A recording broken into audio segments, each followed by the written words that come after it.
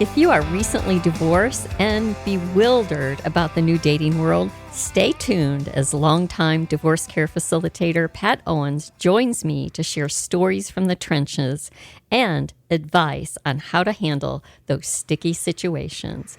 This is the Silver Divorce Podcast, broadcast from the Whitfield Media Group studios in Chattanooga, Tennessee, brought to you by our title sponsor, Center for Sports Medicine and Orthopedics, and show sponsor, Medicare Misty.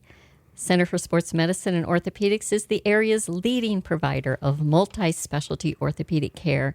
Using innovative surgical techniques and technologies, our team of specialists deliver exceptional results backed by exceptional patient care. Learn more at sportmed.com.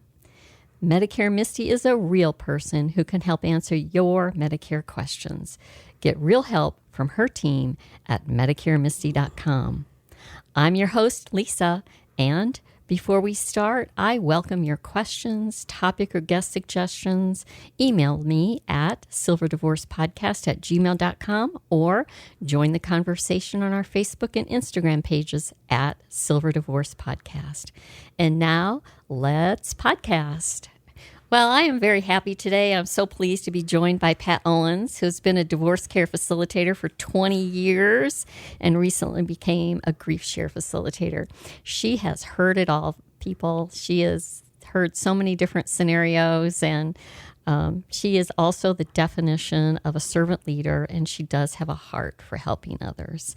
So welcome, Pat. Well, thank you for having me, Lisa, today. And hello out there to everyone. I'm so glad you joined us. And we should have a very lively discussion today. I think so.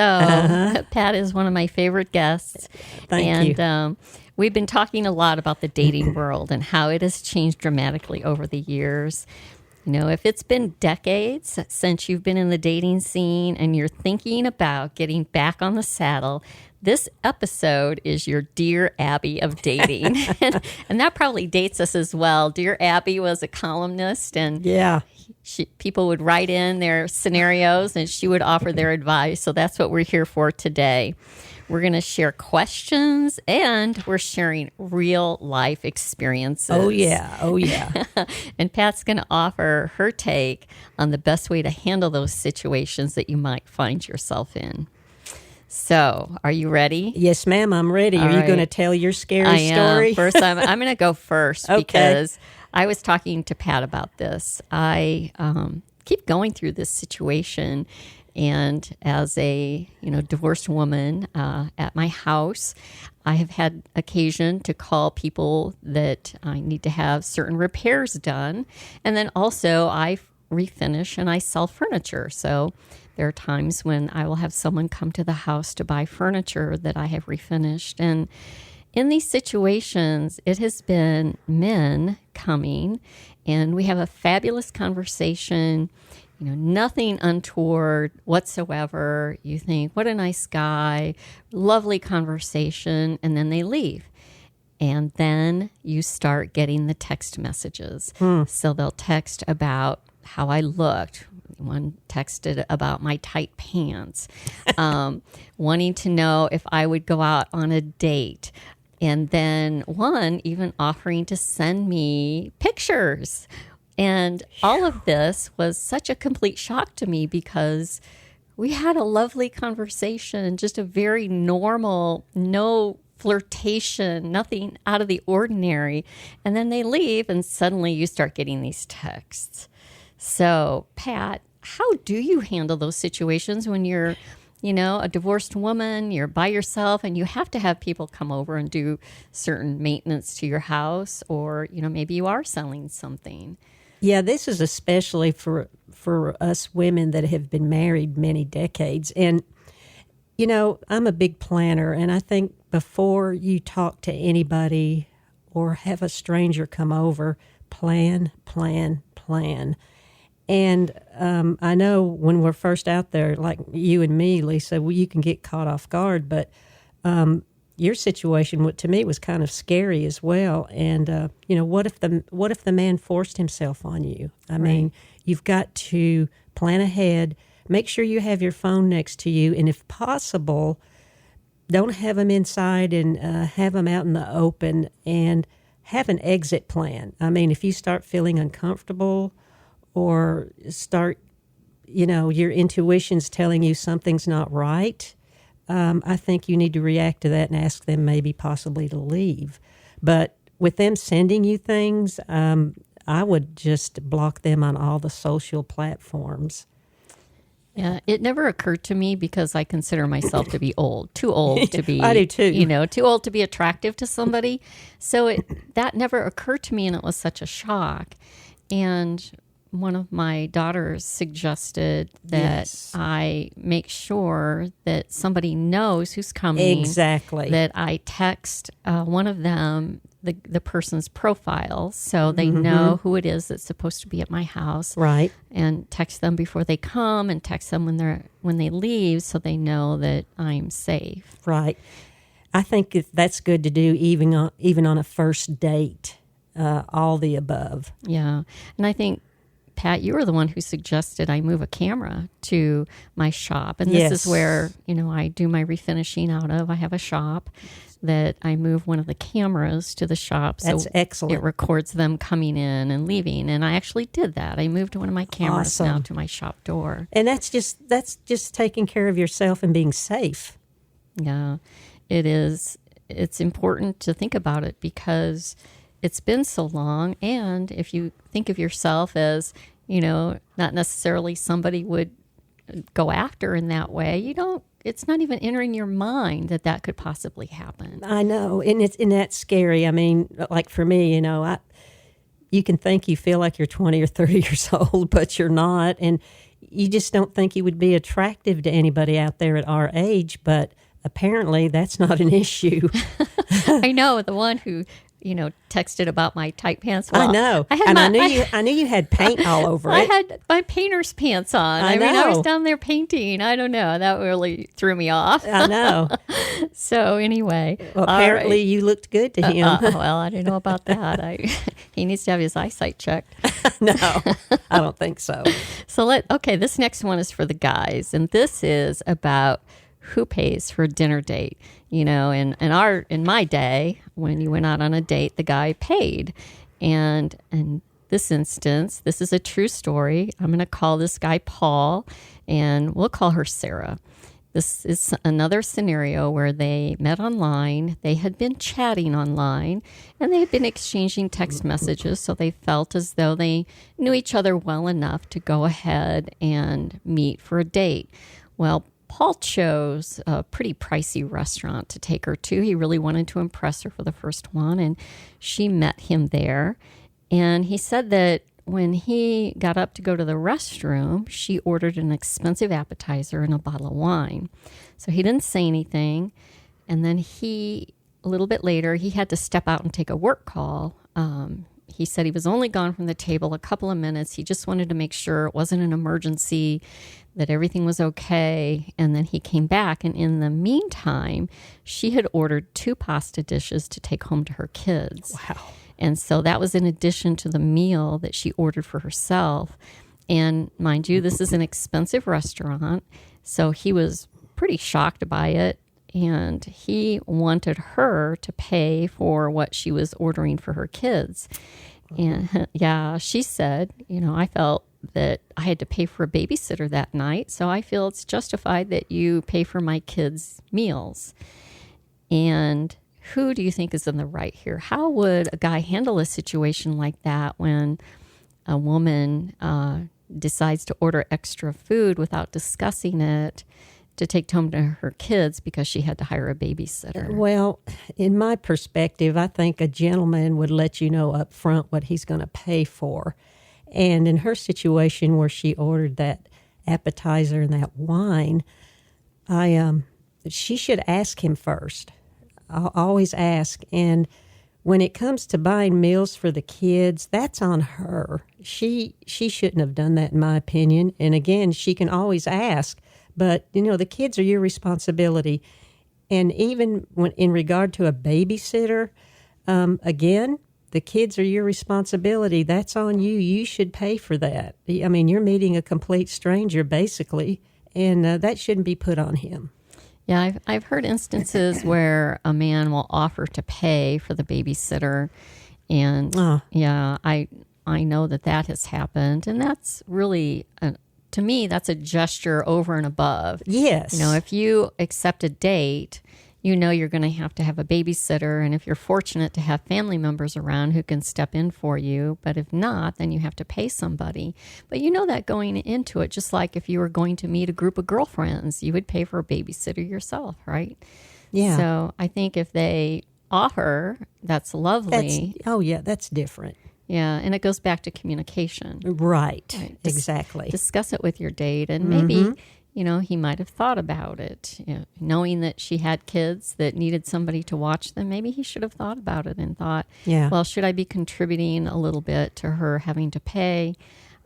Maybe he could have offered to have pizza delivered to the house. That would be... That's a good idea, Lisa. That would be going above and beyond. That would be a wonderful, gentlemanly gesture to say, well, I know the kids are there. How about I have Domino's delivered or some other pizza delivered to the house? And you can get a pizza for like, what, $5 or $6? Yeah. So what happened then was probably a good thing for him that it was a red flag that he dealt with right away. But then, a little communication ahead of time and thought going into it could have preserved what was starting to be a budding relationship. So that was, I did want to talk about, should they pay for a babysitter? And, maybe they're not required to pay for a babysitter, but it'd be a nice gesture if they did. Yeah, well, what about... should the check on the first date be split, or should the woman offer to pay? Do you have a perspective on that, Lisa? I know I do. I'm so old school. Me too. It's been 35 years since I was out on a date, and it would not occur to me to offer to split the check. But I guess that's pretty routine now. Yeah, that's the new normal. It's just a different culture. But I think it all goes back to communication. If you're seated at the table and he says, look, order anything you want, it's on me, that's great. But if you're uncomfortable and not sure where everything's coming from, I would just go ahead and step up and just say, this ticket is going to be split. And then if he says, oh, no, this is on me, that's great. It's always better to know what's going on and not be uncomfortable. Yeah, I would be afraid to order, anything that I really would want to order if I didn't know who was going to pay. Right. I would be like, I'll have this soup and water. Yeah. But that is a common thing where sometimes women will feel obligated if they don't pay, that they'll feel obligated for something else, or they'll feel obligated that they have to see this person again, or they can't, just chalk it up to not a good experience if there isn't a connection. If they don't feel a connection, they want to be able to walk away without feeling obligated. Right. Does that make sense? Yes, absolutely. And, I think that if you're not feeling the connection and you've had a nice dinner, it's kind of like part of the process. Right? I know. You don't know you're going to have a connection until you've met and had time together. I know. And when it comes to dating, really, it takes a lot of time and effort. I'm a pretty busy person, and I know you are, Lisa. Yeah. And to try to smash that into my life right now would be kind of hard. What about you? Yeah, you got to take time to, dress up, do your hair. I know. But you're right. It is. Yeah. It is something that you have to think about. And I never knew there were so many nuances. It's almost like a psychological thriller thinking through. I know. Going out on a date. A lot of effort. But, there can be times when you're not necessarily out on a date, that you have things happen to you. And Pat, I want to talk about your situation. Yeah. But first, before we move on to that, I do want to talk about good options for a first date. The one that we were talking about was a fancy dinner, but what are some of the other options that you could recommend to help avoid some of the awkwardness until you get to know that person? Well, everything is so different. The new normal in this culture that we live in now from 30, 40 years ago. But from my perspective, I think the first thing that a woman needs to think about is safety, to keep safety in mind. I would meet the person in a public restaurant or a public place, and I would as Lisa has mentioned, let someone know where you're going, what time you're going to meet them, have an accountability partner that would make you feel safe. And yeah, that's a good idea. Accountability partner. yes, and if it gets to the point where you feel uncomfortable and you feel like you need to leave, have an exit plan. It's all about planning. Again, I said I'm a planner. Think about what you're going to do ahead of time. For instance, have a friend call you maybe 30 minutes to an hour during your date, and with a made-up issue maybe, and you can give them a signal like everything's fine, I'm okay, I'm enjoying myself. Or if you feel uncomfortable, again, you can just excuse yourself and say, I'm sorry about the call, but I have to leave. That's a good excuse. And it's good protection. And I also want to mention, too, I think this is a God-given thing, is women's intuition, the red flags. I think God has given that us to women, and if you're in your gut, if you feel like something's off, I would excuse myself. I think you need to learn to listen to intuition. Yeah, that's very important because your gut is usually right. Yes. And I really love the idea of letting your accountability partner know you're going on this first date, and asking them to either text you or call you to check in and see if you're okay. Because then, like you said, you can always have some made-up emergency that you have to leave for.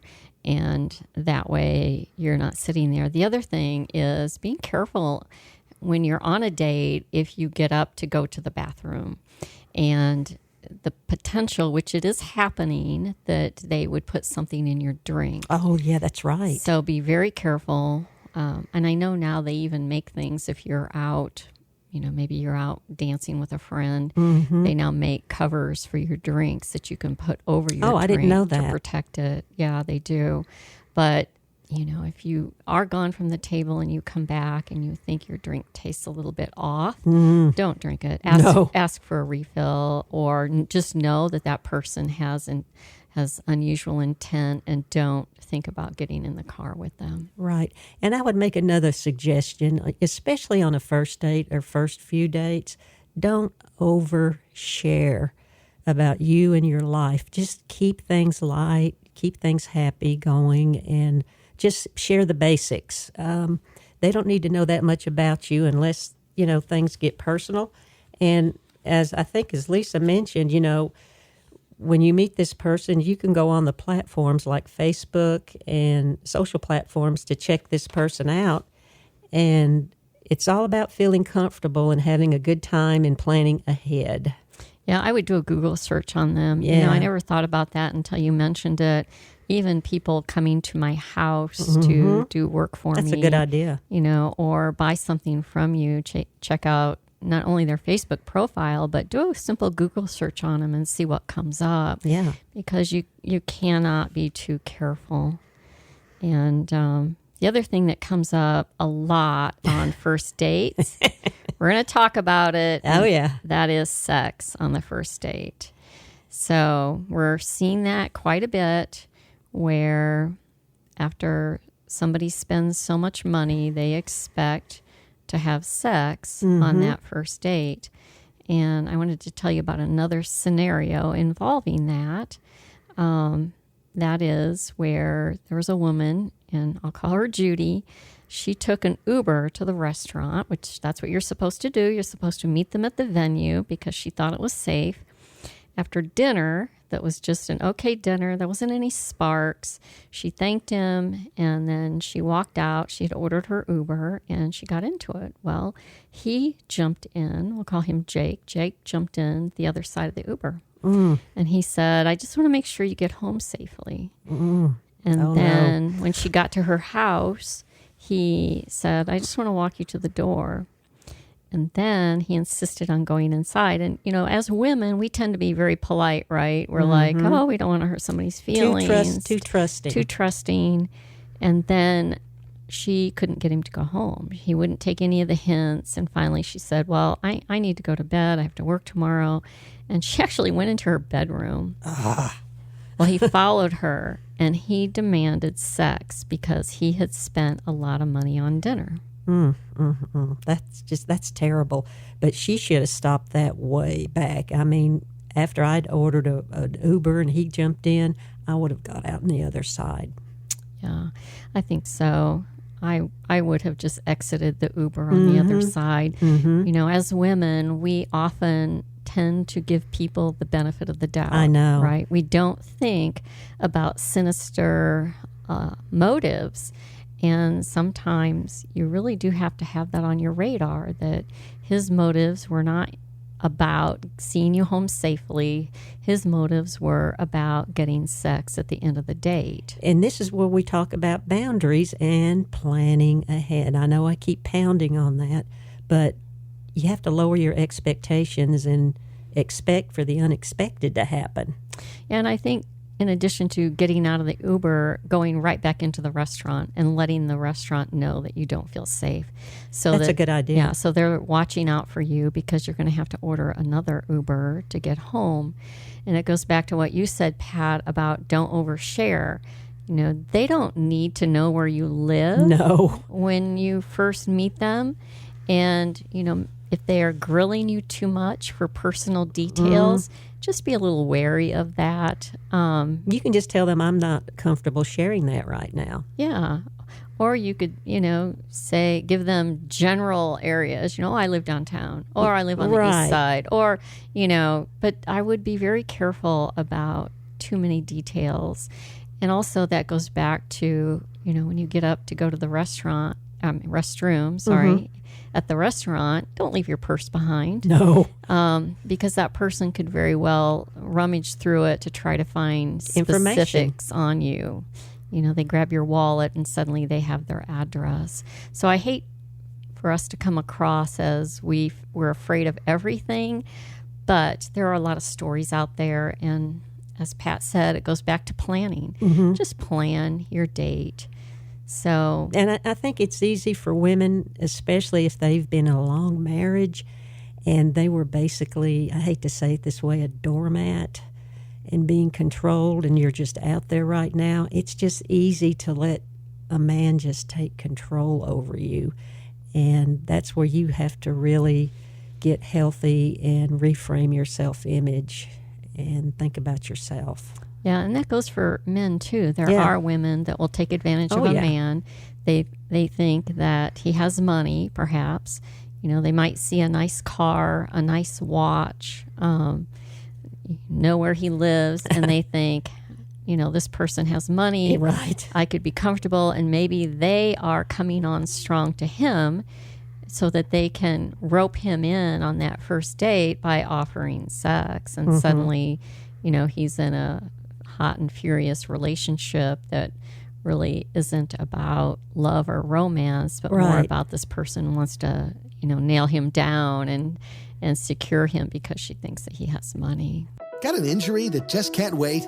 There's no need to delay your care. Center for Sports Medicine and Orthopedics is excited to announce that our Urgent Ortho Walk-In Clinic is now available on Saturdays at the Gun Barrel Road location. Open from 8 to noon, we're here to treat sprains, strains, fractures, and more. No appointment needed. So skip the long ER wait and get specialized orthopedic care fast. Visit us this Saturday at Center for Sports Medicine and Orthopedics Urgent Ortho. We're the center for expert care right when you need it. Learn more at sportmed.com. I know. And, since we were talking about sex, for me, Lisa, I think that is a very personal decision. I'm an old school, old-fashioned gal, and I believe in trying to wait till after you're married. Now, I know that won't be easy, but it can be done. I did it in my situations, and the way I look at it, God gave me this body to take care of, to protect and respect it, and I demand respect. And personally, I'm not going to share it with just anybody that comes along, and especially in regard to women, I want my reputation to be held at the highest standard. And I believe when two people come together, it's something very sacred and special. And, this also brings up the question of trust. Mm-hmm. If they've had many sexual encounters, I just wouldn't feel comfortable with somebody that like that personally. I know there's some women out there that, I hate to say it, that are needy and maybe even at times feel obligated to offer sex. But in that case, I would advise one to get healthy first, and again, reframe your self-image and set your boundaries.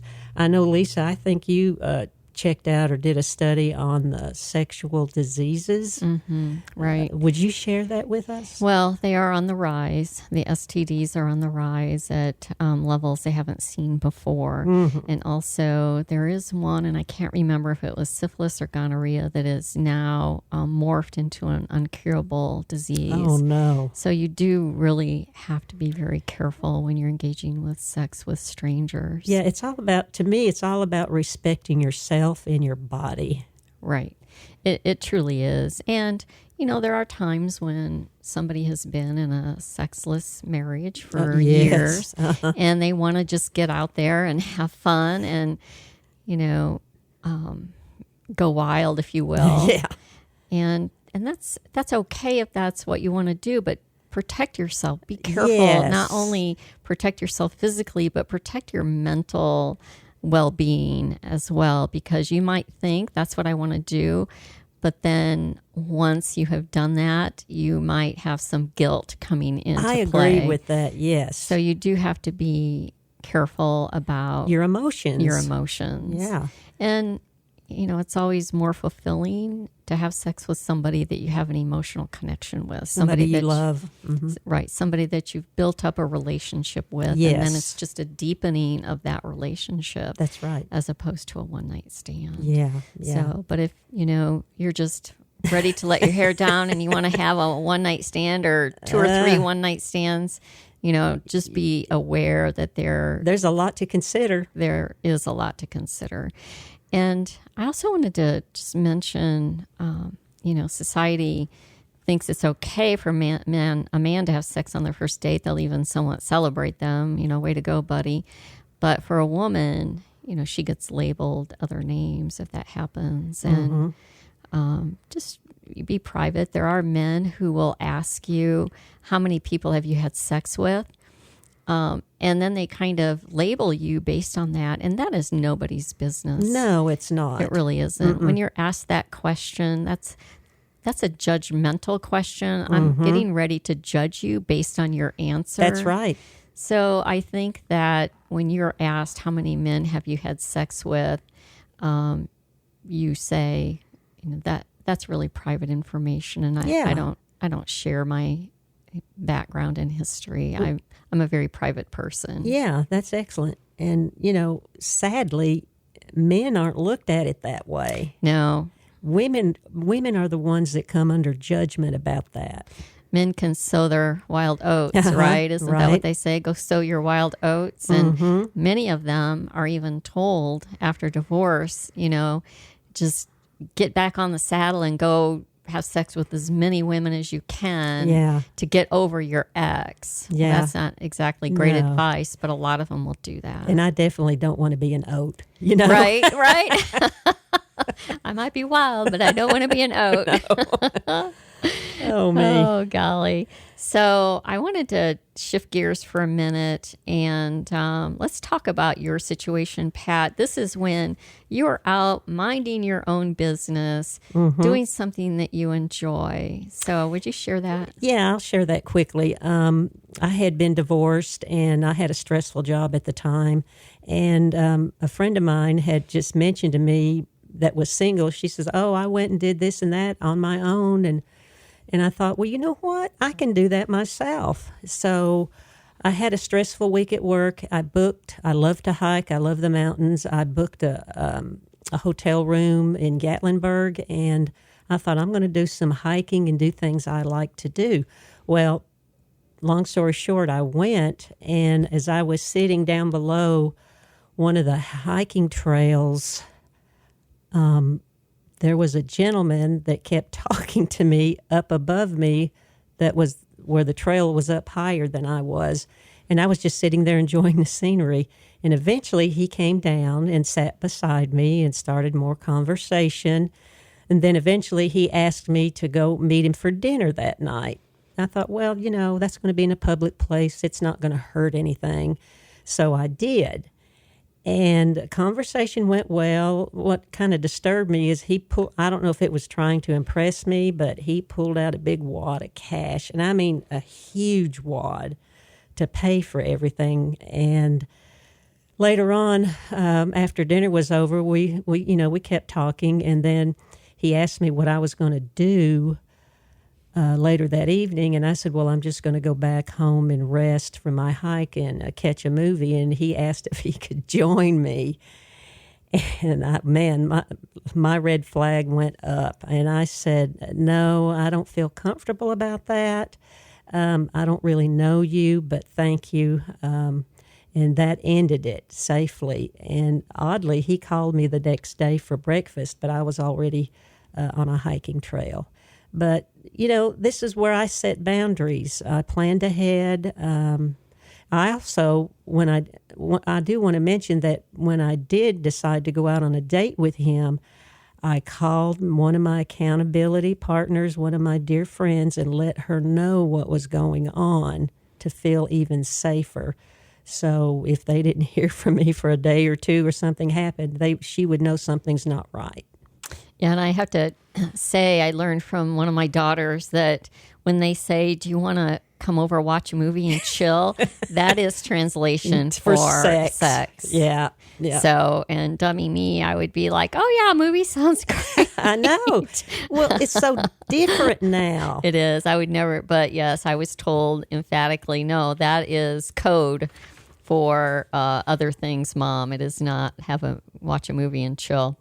So I want to go back to showing up for a date at a restaurant. And again, you might think that I'm being too overly cautious, but be careful with, what jewelry you're wearing. That goes back to you want to look nice, but you're not trying to give an impression that you are really wealthy. Right. Because that can work against you as well. People pick up on all kind of weird signals nowadays. They do. Yeah. They just like the man wearing, a very expensive watch. Maybe he's got a very expensive Rolex and or a big wad of cash. Or a big wad of cash on the first date. Yeah. Then suddenly somebody is really warmed up to you for the wrong reasons. Yeah. So, my dad always used to say he likes to look like a poor man. And he would, it kind of goes back to that. Don't bring the expensive bags and wear the expensive jewelry trying to impress somebody because you might be impressing them for the wrong reasons. And I just got to thinking just now, Lisa, him showing me all that cash. I mean, he couldn't hardly grip it in his big hand. Maybe he's thinking, well, I can have sex later and maybe even pay her something, Yeah, and you don't even know that could be all dollar bills. Yeah, big that's true. That's true. And that kind of makes him a target. There could have been somebody at a table nearby that would see that, follow you both out, follow you to your next location and rob you. You just really have to be careful. There's just so much to have to plan ahead and just really, really think about safety. I think so. So let's shift gears here and let's talk about when you're out and maybe you're at a concert or you're at a party and you're standing next to somebody you find cute or handsome. How can you initiate a conversation with somebody that doesn't make you appear to be overly aggressive, but you just want to spark a conversation? You think, oh, that person looks interesting. I'm standing here. What are some great ways to get into a conversation? Well, again, I would plan ahead on what I would try to talk about. If you see somebody interesting, I would, even bring up some things you like to do, but I would keep it very light, ask some things about them. And if the conversation's going well, maybe you can offer to later say, hey, let's meet up for some coffee and have some more chit-chat. You seem to be very interesting. it's all how you want to plan and what you want to talk about. And you don't want to talk about the weather or anything like that. No, but back to that planning. If you're going to a concert, know a little bit about the band. Or, if you're going to a play, do a little bit of research about maybe one of the actors or how successful the play is or the playwright. And you can spark up a conversation about that and ask what they think or what do you think? Yeah.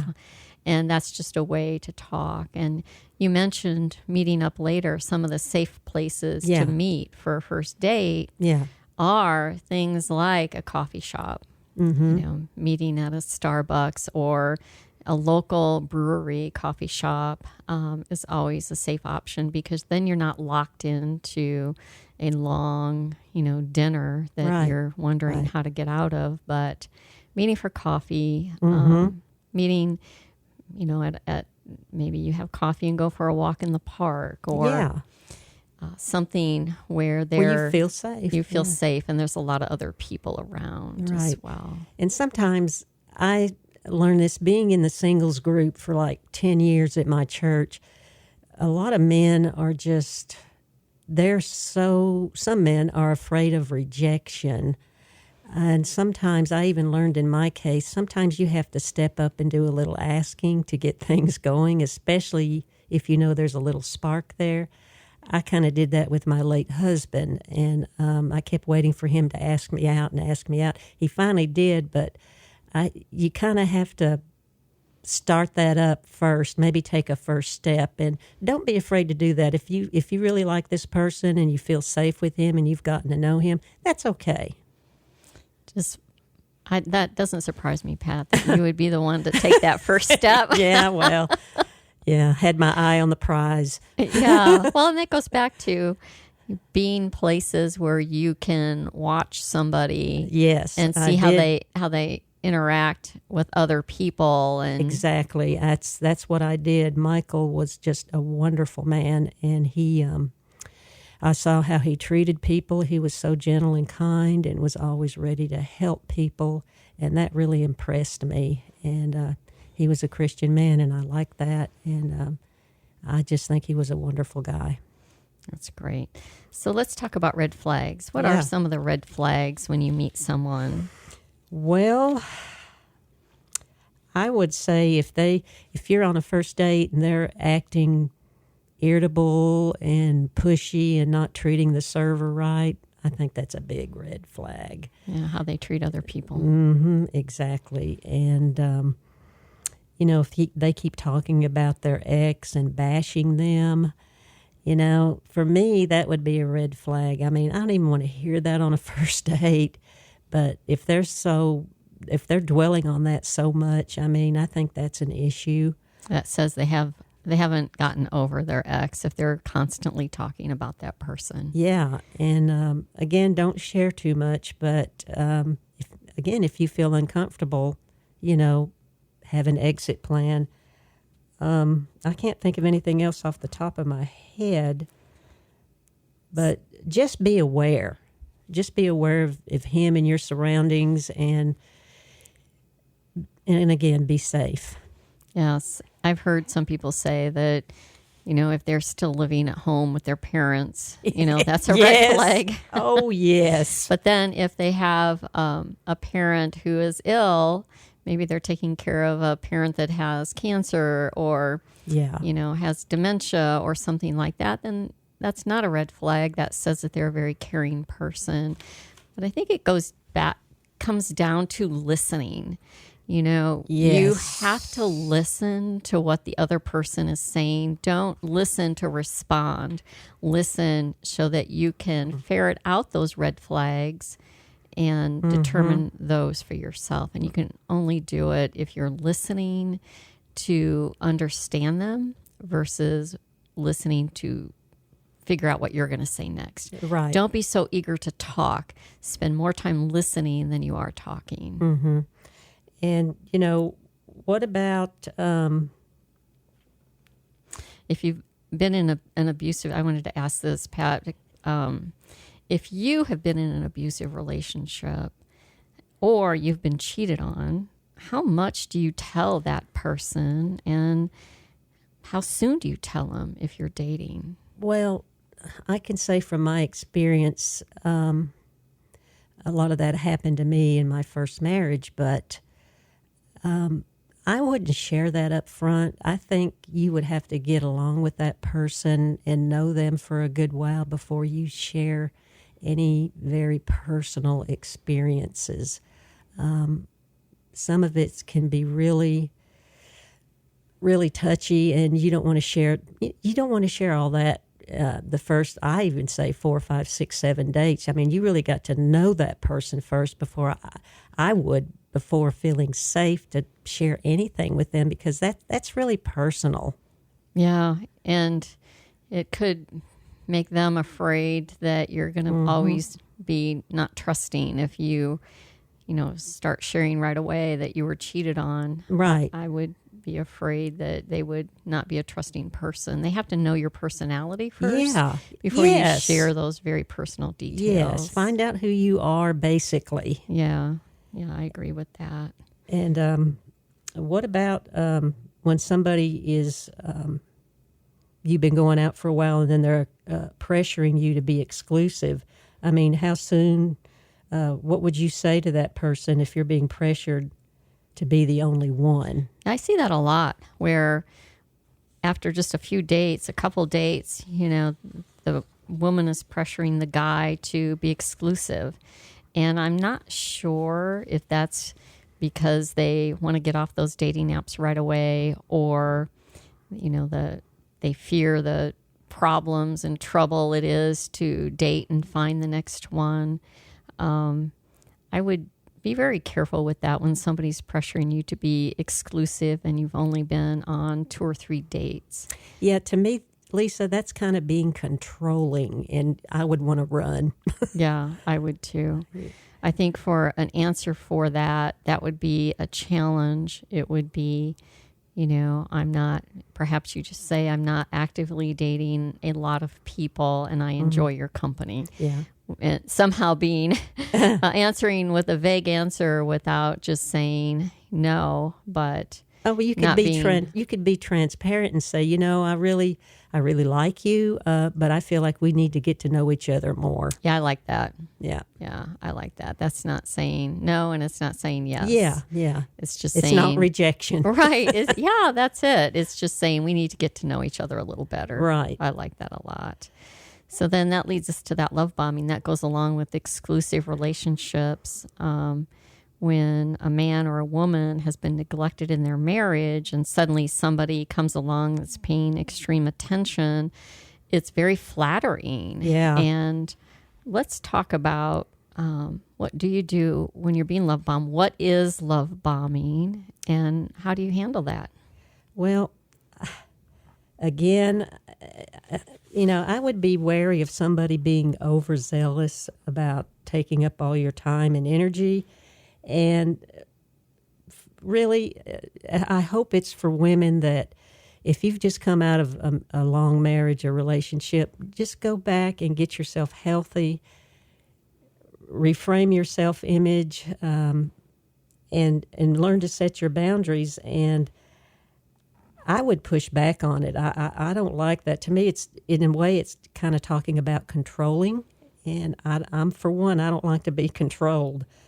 And I would push back. Yeah, if they're suddenly sending you flowers every day at work and dropping off little gifts to you and just going to the extreme. Right. I wouldn't like that. That would raise a little bit of a red flag for me. Oh, yeah. It's better to take it a little bit slower. Go slow, yes. Right, go slow.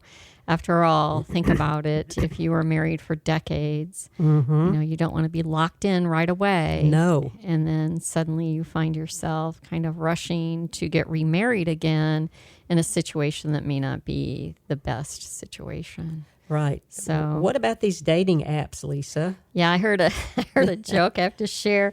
Somebody said they should put all the dating apps together and call it What's Left. Oh, Lord. I don't know, Pat. The more I hear about dating apps, I'm not sure they're worth the time. Well, for what I know, I know way back I tried it once or twice, but personally I didn't like it. I felt uncomfortable, and I just kept getting crazy people. But I do know several couples that did meet through dating apps, and they've been married a long time, and they're very happy, and apparently it worked out for them. So you have to be very careful in searching through them, but it really all comes down to getting to know the person. You might have that initial meet on a dating app, but it comes down to taking the time to know the person in person. And well, there would have to be a lot of phone conversations for me first. Yeah, before you actually meet them. Yeah. Oh, yeah. Vet them very carefully. And that's what happened with me. It got down to a couple conversations, and I thought, nope, this isn't for me. It's a wrap. Yeah, yeah. And we have an episode just on dating apps that you might want to go and listen to. Okay. That we did. Okay. So Pat, anything else about the dating world and how it's changed that we need to be aware of today? No, the only thing I can say is, especially for older women, again, I know the culture has changed. There's a new normal, but it doesn't have to be for you. You can set your own boundaries and go slow. Just make yourself safe and feel comfortable on what you're doing. Yeah, I agree. And just because a younger guy comes to your shop and tells you look good in tight pants at times. Well, that's a compliment, like, ooh, maybe I still have it. Just be careful out there. Oh, yeah. So, Pat, thank you for joining me today. Well, I really enjoyed Lisa. it. I have too. It's always a pleasure. So please join us on the next episode, and please subscribe to the Silver Divorce Podcast. I welcome your feedback. Email silverdivorcepodcast@gmail.com or join the Facebook and Instagram pages. I also ask to leave a rating and a review and a comment. Your comments are very helpful to help identify great guests like Pat that I can have in the future. This podcast is brought to you by our title sponsor, Center for Sports Medicine and Orthopedics, and show sponsor, Medicare Misty. Center for Sports Medicine and Orthopedics is the area's leading provider of multi-specialty orthopedic care. Using innovative surgical techniques and technologies, our team of specialists deliver exceptional results backed by exceptional patient care. Learn more at sportmed.com. Medicare Misty is a real person who can help answer your Medicare questions. Get real help from her team at medicaremisty.com. Whether you are considering divorce or you are newly in the divorce process, we'll help you on your journey. And until next time, remember, divorce is one event. It does not define who you are. Until next time, I'm Lisa, and I'll see you later. Bye-bye.